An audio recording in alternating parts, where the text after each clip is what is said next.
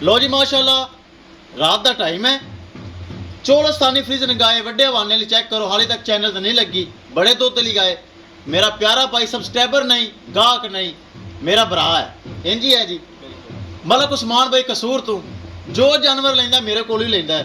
रात का टाइम है, गां माशाल्लाह साडी भाई और साडे गाय ले ली है, परचेज कर ली गाय माशाल्लाह। ओके है जी, ओके जी, पसंद आई है।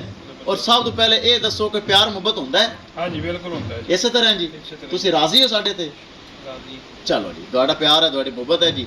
अल्लाह ताला मलक साहब तुहाडे नसीब विच करे। कैमरामैन साहब, ए गाय माशाल्लाह कसूर असूए सल जा रही, पहली वीडियो लगी सी भरावे वेखी होनी, मलक साहब माशाल्लाह परचेज कर लिए जा रही। इस तो इलावा ए गाय बैठी पर होर जानवर भी खड़े हैं। किसी भरावे नूं जानवर चाहिदा होवे राबता करके परचेज कर सकता है। राबता नंबर 0300 पूरा 8754 743। व्हाट्सएप नंबर भी यही है जी, तो लोकल नंबर भी यही है। कैमरामैन साहब गड्डी नंबर एक एक चीज़ करो क्लियर। अल्लाह का नाम लैके मलक उस्मान साहब दी गाय करो रवाना। नहीं लो जी ये चेक कर लो, गड्डी आ गई जी। रात का टाइम है, शाह जोर लग चुका जी। चेक करो गाय लोड हो रही। ए गड्डी नंबर आ गया जी। लो जी ये वच्छा ए गाय लोड हो गई। अल्लाह ताला मालिका दे नसीब करे।